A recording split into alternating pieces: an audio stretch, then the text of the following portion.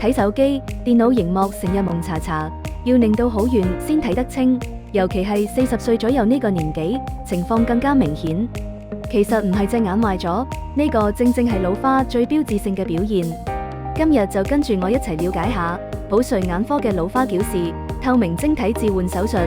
呢個手術唔單止可以解決近視、遠視、散光、老花嘅問題，仲可以預防同解決而家或者將來可能出現嘅白內障，實現遠、中、近3個距離睇得清清楚楚。